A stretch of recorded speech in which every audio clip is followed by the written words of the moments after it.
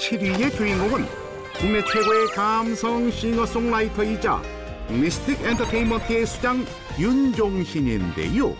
과연 누구에게 두둑한 의리를 과시해 오늘 순위에 오르게 된 것일지 지금부터 낱낱이 파헤쳐 보겠습니다. 그것도 다 제 모습이니까. 윤종신이 친구라는 이유로 아낌없는 의리를 베풀었던 사람은 바로 안녕하세요, 감독 장항준입니다. 영화감독 장항준이었습니다. 지난 2001년 시트콤 웬만해선 그들을 막을 수 없다에서 비실이 형제로 함께 출연했을 당시 닮은 꼴비임으로 진짜 형제 아니냐는 말까지 돌았던 두 사람에게 실제로 피를 나눈 친형제보다 더 눈물 나는 깊은 사연이 숨겨져 있다고 하는데요. 재밌겠지. 때는 20여 년 전으로 거슬러 올라갑니다. 현재 영화 감독으로 활발히 활동 중인 장항준은 본래 예능 작가 출신이지만 또 옛날에 어렸을 때는 그게 끝인 줄 알았어. 근데 끝이 아니야. 영화 감독이란 새로운 꿈에 도전하기 위해 작가 생활을 그만두고 감독 지망생의 길에 들어섰다고 하는데요. 때문에 수입이 전혀 없어 술자리에 나갈 차비는 있어도 집에 돌아올 차비가 없어서 친구들과 함께 술자리 한번 갖기도 힘들었다는 장항준은 어릴 땐 그럴 수도 있죠. 당시 또래에 비해 이른 나이로 대비 친구들과 모일 때면 습관처럼 계산을 도맡았다는 윤종신과 자주 만나게 됐다고 합니다. 장항준의 이런 사정을 잘 아는 윤종신은 모른 척하지 않고 함께 자리를 할 때마다 집에 갈 때 택시비를 달라고. 한 번은 제가 술을 엄청 취해서 친구 차에서 뒷자리에서 자고 있었어요. 누가 내 뒷주머니에 영신아, 택시비! 영신아, 택시비! 그러고 나쁜 새 이러면서 잠들었어요. 그렇게 장항준에게 준 택시비가 1,000만 원에 달했다고 해도 과언이 아닐 정도로 장항준을 각별하게 챙겼다는데요. 나에 대한 이미지. 너무 좋은데? 이뿐만이 아닙니다.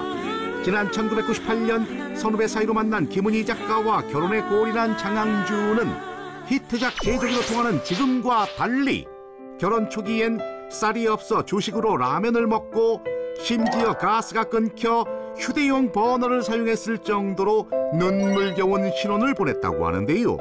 이때 역시 윤종신은 장항준, 김은희 부부의 신혼집을 방문할 때마다 세제를 포함한 집안 살림들을 사가는 것은 물론 제가 쓸 땐 좀 써요. 장항준의 부탁이라면 현금까지 챙겨주는 특급 우정을 펼쳤다고 합니다. 그렇다면 윤종신이 장항준에게 이토록 남다른 의리를 실천한 이유는 무엇일까요? 아이 참, 이걸 어디서부터 설명을 드려야 되나? 지금으로부터 23년 전인 1995년 당시 윤종신이 진행했던 라디오에서 DJ와 작가로 처음 인연을 맺었다는 두 사람은 사회에서 만난 사람들끼리 이렇게 친해질 수 있을까 싶을 정도로 가치관, 유머 코드 등 하나부터 10까지 모든 게 잘 맞았다고 하는데요. 쾌재를 불렀죠. 게다가 감독의 꿈을 이루기 위해 경제적 자립을 선언했던 장항준은 1년간 윤종신의 집에서 룸메이트로 지내며 영혼의 단짝으로 발전했고 꿈을 위해 달려나가는 동갑내기 친구의 힘든 생활을 바로 옆에서 지켜봤기 때문일까요? 당시 윤종신은 장항준을 돕는 것을 당연하게 생각했다고 합니다. 그렇게 윤종신의 든든한 지원을 받으며 열심히 살아가던 지난 2002년 그래서 이제 첫 입봉 영화의 영화 음악을 저한테 맡기면서 맞아요. 당연히 받을 그 음악료를 받은 건데 지가 쏜 것처럼 얘기를 하더라고요. 평생 처음 베푼 거거든요. 영화 라이터를 켜라로 마침내 영화감독 데뷔에 성공한 장항준은 자신의 첫 영화 음악을 윤종신에게 맡기며 그간의 고마움을 보답했고 지금까지도 서로의 활동을 응원하며 변함없는 우정을 자랑하고 있는 상황. 괜찮아. 다 내가 좋아서 하는 거야.